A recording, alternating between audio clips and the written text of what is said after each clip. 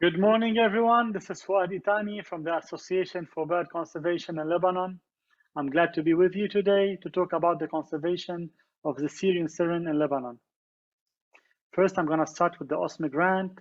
In 2021, the Trevor Poyser Species Conservation Fund Committee and the OSME Council were unanimous in supporting a breeding survey of the Syrian siren in Lebanon by the Association of Bird Conservation in Lebanon, ABCL. An overview about the species. The Syrian surin is a range-restricted species found in the Levant area. It breeds in Lebanon, Jordan, Syria, Israel, and some winter in Egypt and Sinai, and very recently in Northwest Kingdom of Saudi Arabia in 2020. The IUCN conservation status is vulnerable. Our objective at ABCL is to assess the composition and structure of the Syrian surin populations in Lebanon and to identify the national threats to the species for further development of its national action plan. The working team. The work is being led by the Association for Bird Conservation in Lebanon, a largely voluntary organization comprised of birders, conservationists, and sustainable hunting advocates. Professor in ornithology Dr. Ghassan Ramadan Jaradi conducted the study of the Syrian surin in Rashaya in 2019 till 2020 and has been overseeing the work of others as a volunteering scientific advisor. Mrs. Soumar Da'dou is the project coordinator, and Mr. Fouad Itani, myself, is the project lead. 9 observers participated in the fieldwork. Fouad Itani, Shadi Andari, Samir Halawani, Samir Azar, Maher Ruhana, and Gilbert Boufaisal conducted the fieldwork at Qamoua, Ehden, Tannourine, Erzib Sharri, Anjar, Ana, Shuf, and Hermel. Bash Tumberian and Sola Kergelian assisted in the Anjar count and Walid Saifuddin in Rashaya. Now the methodology.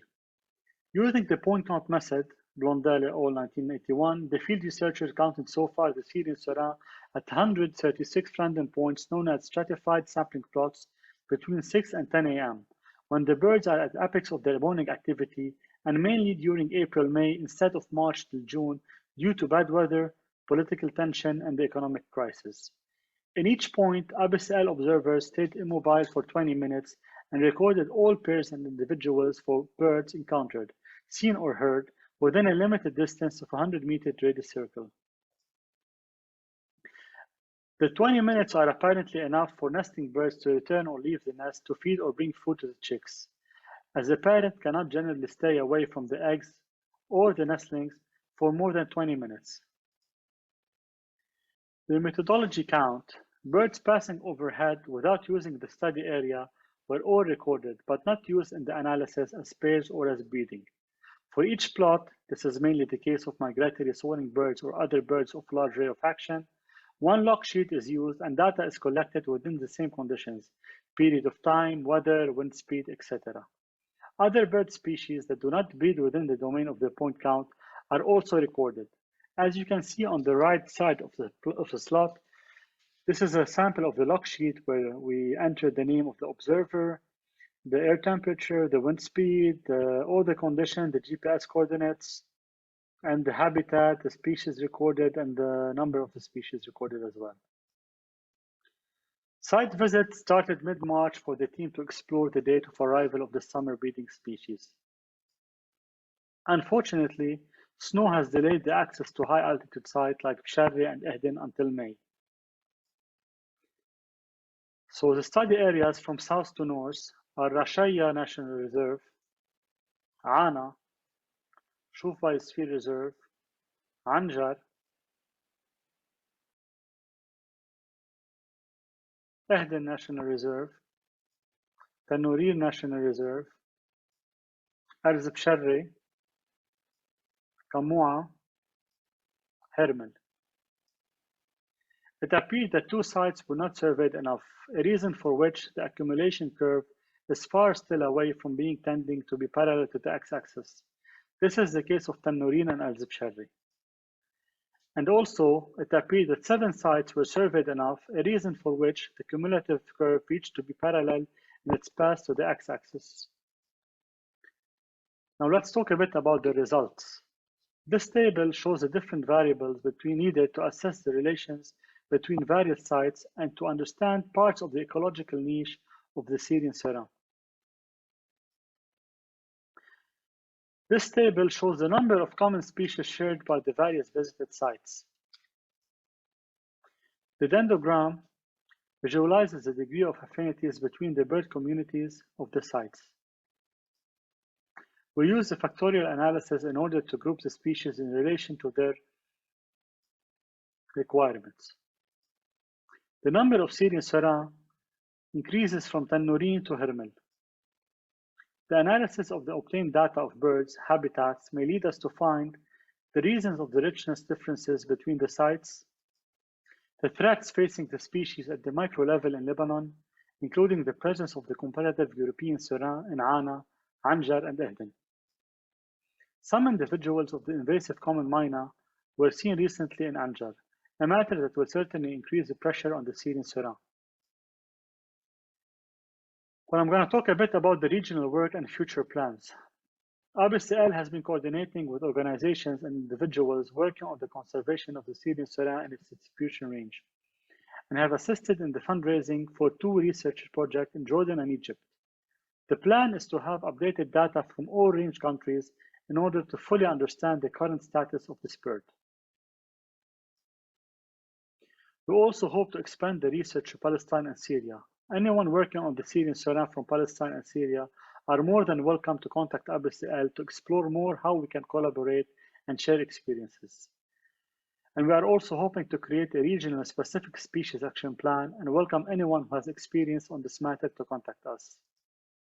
I would like to thank you all for listening to me today, and I hope that you can read the full article and the full study in the next SunGround issue. Thank you.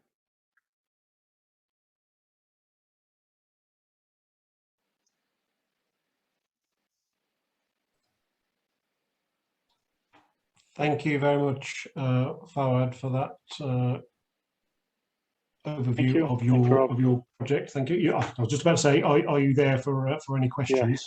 Yeah. You clearly are. So welcome. Thank you very much for that. We've had no questions so far in the chat box. So I've got a question for you along the lines of, in terms of the sort of the next steps.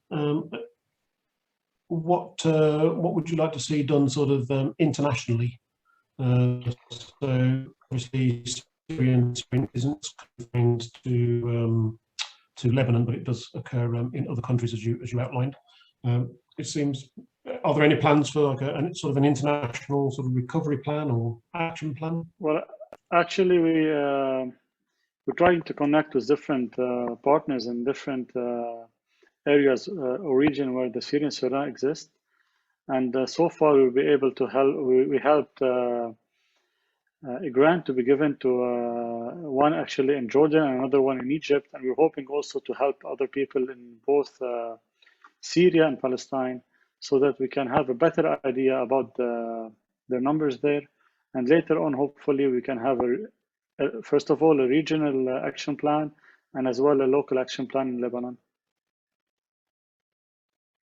We identified many threats for the Syrian Saran, Rob, and you'll be reading about it hopefully in the next SunGround issue. Excellent. That's great. I look forward to that. I think your papers are due to be submitted by the end of February to get into the next issue of SunGround. That'd be great. Thank you. A couple of questions come through.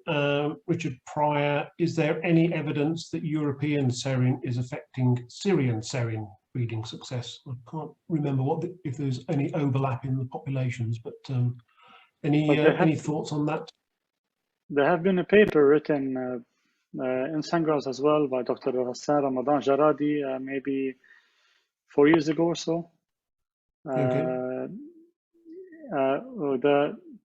The effect is not there have been in Anjar so far, but not in any other places. We might be also studying the possibility, but it's very low, of a hybrid seen last year in Anjar as well. So this is all needs more research and more study actually. Great, thank you, Fouad, and thanks for that question, Richard. Another question come in from Tim Vaughan. what was the total estimated breeding population, and were these figures a surprise? Well, in some areas, like in Hermel, we were surprised by the numbers. Post-breeding populations in Arzib Shari also were high, something around 200 pairs approximately so far during this study alone. Some other sites might be visited as well, and some sites that we visited were under visited, like Tal Noureen and Arzib Shari also, mainly due to bad weather, due to snow. So hopefully in next year or this year, we'll be able to visit them more and have a better idea and get more numbers. Grand. Question from Richard Porter. Have SPNL been supportive? So SPNL is the BirdLife partner in Lebanon. Well, not in this project, but they've done their share. I mean, in Anjar, in Hema Anjar, back in a few years back. Hema Anjar Kfar Zabad. Okay, and not so much a question, but a comment which I'll read out, and then we'll move on to the next speaker, Fouad. So a comment from Basha Jarayesh.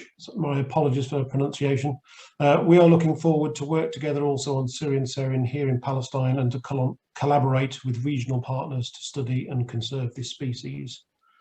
So that's a comment I'll leave with you, Fouad. I know that you're talking to lots of people in the region about doing more work in collaboration to understand more about this species. So thank you very much for a great presentation. I'm really pleased that OSME were able to support you through the Trevor Poyser Species Conservation Fund, and it really is a great project. And I look forward to reading the paper in Sandgrass.